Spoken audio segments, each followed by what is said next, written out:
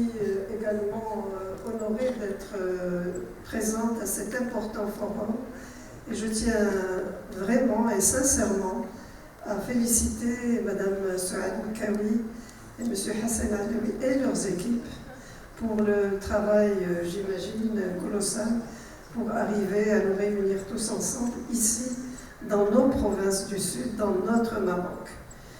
Eh bien, la question, je vais rebondir tout de suite à ce que vous avez dit, Monsieur Banon, par rapport à la démographie. Avant d'entamer mon propos, c'est vrai que la démographie est en régression, et pour le moment, elle est suffisamment forte pour que les Africains ne puissent pas avoir les quantités d'eau dont ils ont besoin. Donc nous ne sommes pas encore arrivés au résultat que vous souhaitez, que nous souhaitons, c'est qu'il y ait cet équilibre entre la démographie et l'offre, c'est-à-dire un équilibre entre la demande ou les demandes et l'offre en matière d'eau. Alors la question de l'eau, en préalable, je voudrais vous dire que je ne serai pas exhaustive parce que nous n'avons pas beaucoup de temps. J'ai fait un choix subjectif pour l'aborder à partir d'un certain nombre de paradigmes, mais j'ai respecté l'intitulé du forum parce qu'on parle de globalité, d'intégration et on parle d'eau. Et ça rejoint un peu l'intitulé que j'ai proposé parce que nous sommes dans une question effectivement qui est certainement locale, mais qui est globale.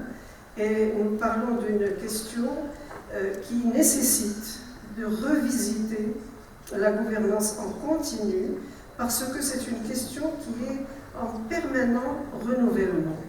Et ce renouvellement ne nous permet pas de rester sur les mêmes process, sur les mêmes procédures et en même temps nous invite à reconsidérer les procédures que nous engageons pour opérationnaliser les stratégies et les visions liées à la question de l'eau.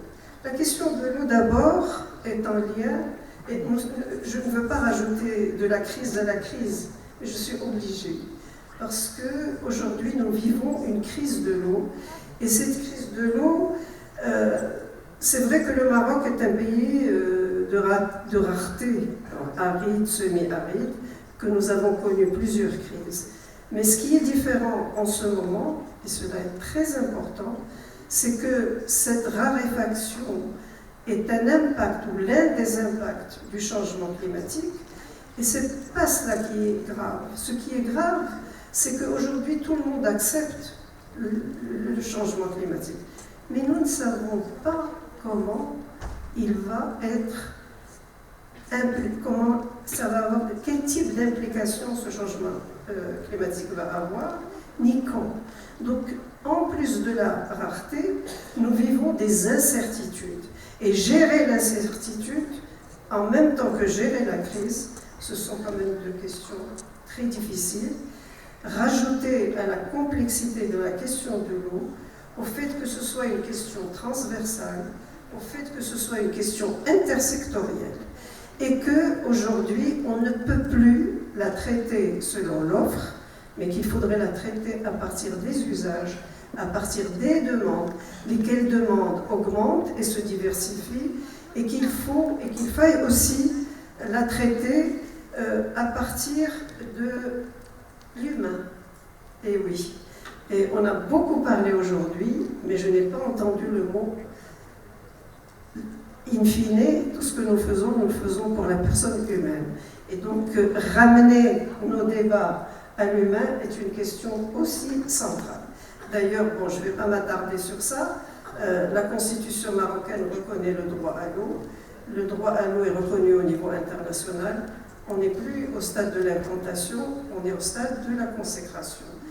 Alors, si vous permettez, je pense que c'est nécessaire, juste à titre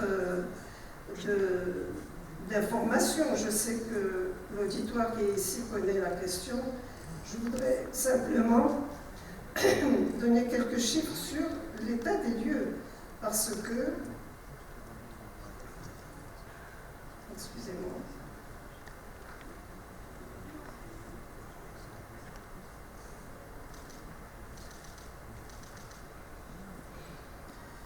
Quelques chiffres, juste pour cadrer mon propos. L'eau en Afrique, c'est quand même, selon c'est le continent où l'accès à l'eau est le plus limité.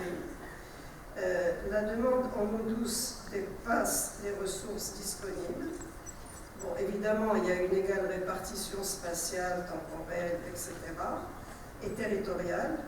Le tiers de la population n'a pas accès à l'eau potable et à peine 30% de la population utilise un service d'assainissement amélioré. Effectivement, par rapport à l'eau, la question de l'urbanisation se pose, puisqu'il y a un développement urbain. Les villes ont plus de population que le rural, et donc cela suppose des besoins plus importants à satisfaire. 65% de la population africaine pourrait être confrontée à un stress hydrique en 2025, et presque la moitié des Africains souffrent de problèmes de santé dus soit au manque d'eau, soit à l'eau polluée. Et on dit, selon les propos de l'Organisation mondiale de la santé, que 80% des maladies sont d'origine humaine. Ce sont des chiffres officiels. En même temps, alors pour revenir aux impacts du changement climatique et les situations extrêmes, je vais vous donner un chiffre. 654 inondations ont touché 38 millions de personnes au cours des 33 dernières années. Voilà, ce sont quelques éléments pour vraiment montrer la crise que nous vivons, tant au Maroc, cette année particulièrement, qu'en Afrique d'une manière générale. L'accroissement démographique, j'en ai parlé. Bon, cette question, il faut aussi la replacer au centre, dans la mesure où elle est transversale, au centre d'autres défis que nous devons surmonter en même temps que cette question de l'eau, qui est, j'insiste là-dessus, un bien aussi bien social que économique, mais en même temps, il a un aspect culturel et politique.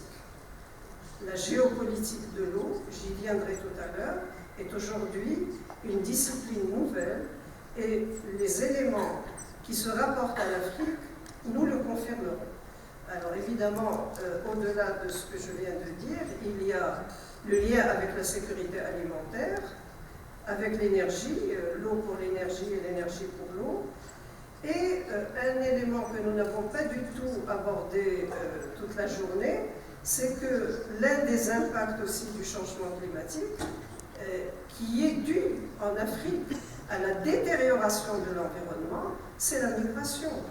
Et les flux migratoires, aujourd'hui, notre pays n'est plus un pays de passage, il est un pays d'arrêt.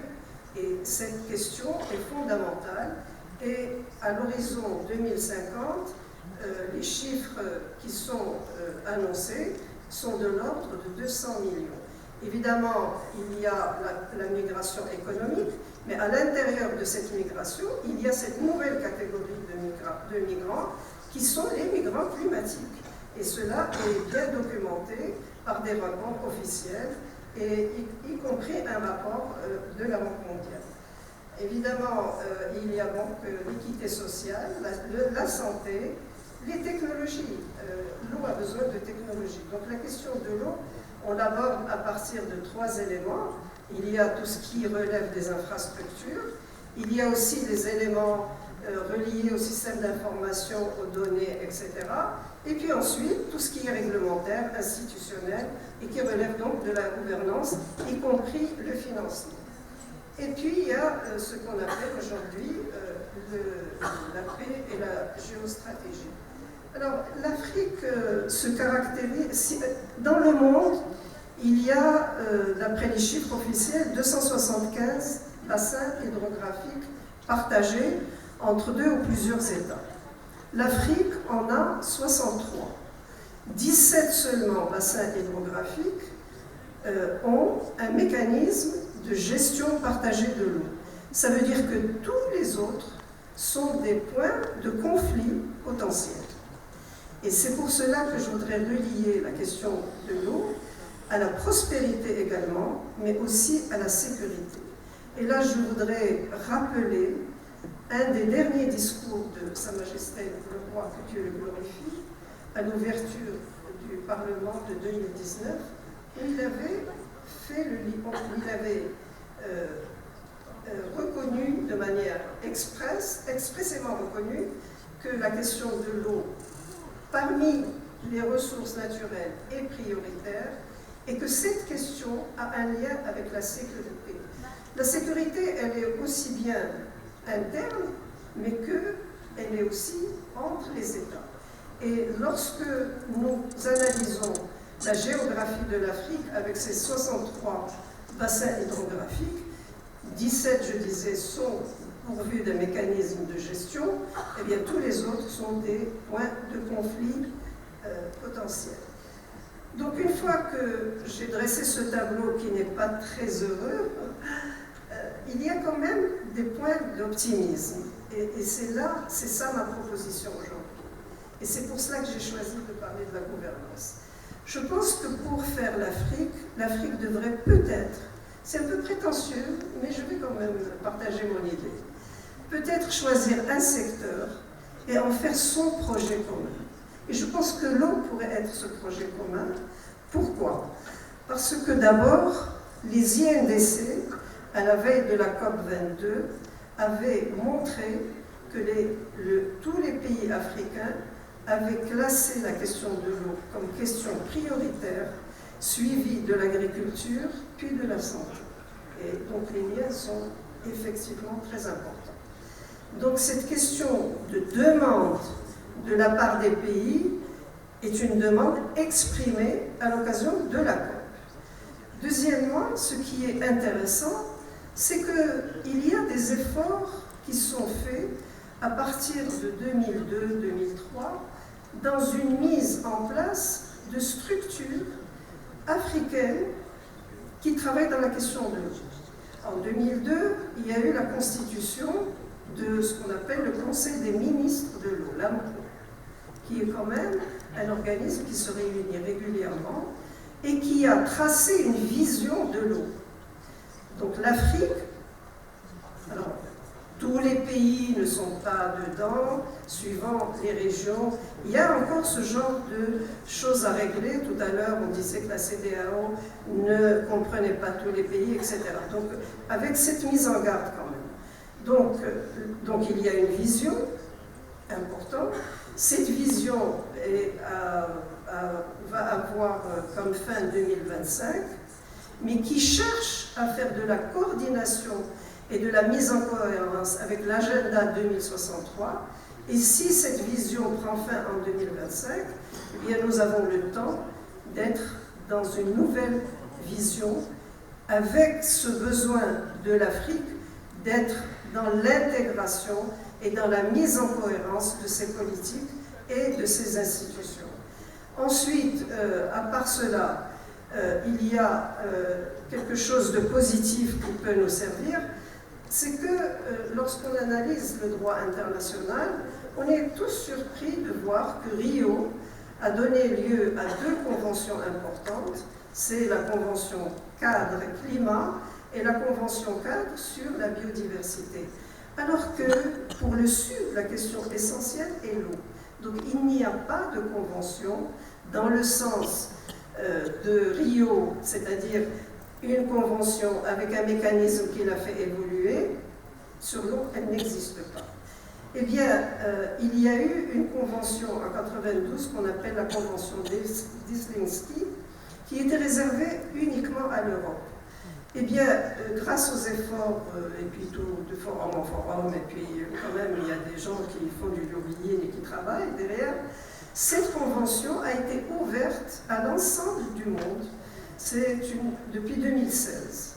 Donc voilà un élément supplémentaire qui vient se rajouter à ce que j'appelle, moi, la gouvernance dans ce domaine. Il y a aussi, la Banque africaine de développement a mis en place la facilité de l'eau. Quand vous voulez, la facilité de l'eau. Donc il y a le mécanisme de financement.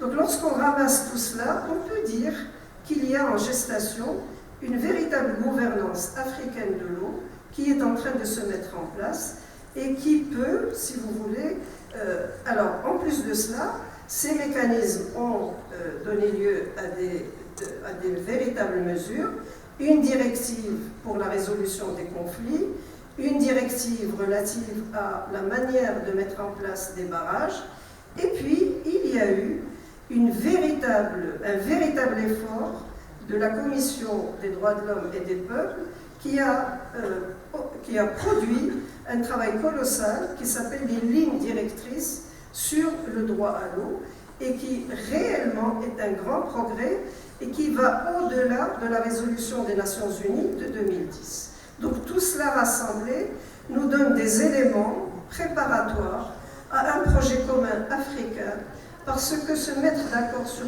tout et n'importe quoi, dans 10 ans, dans 20 ans, on n'y sera pas. Par contre, se mettre autour d'un projet, et ce projet est mobilisateur par expérience. L'eau est une question qui mobilise. Il y a une demande exprimée. Le changement climatique est un souci majeur en Afrique et les trois réunis peuvent nous donner ce projet commun. Moi, je travaille avec une idée, avec une phrase toujours qui est marquée dans mon esprit. C'est une phrase de Jacques Berck qui avait écrit en 1951 que l'eau est un prétexte à l'organisation sociale.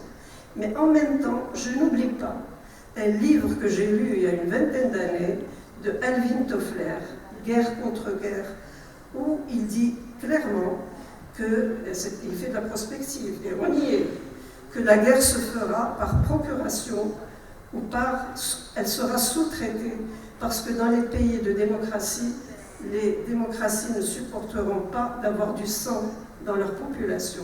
Et l'Ukraine, c'est un peu ça. Et les bassins hydrographiques partagés risquent de donner l'occasion de créer des conflits préfabriqués pour ralentir les progrès de l'Afrique. Et merci.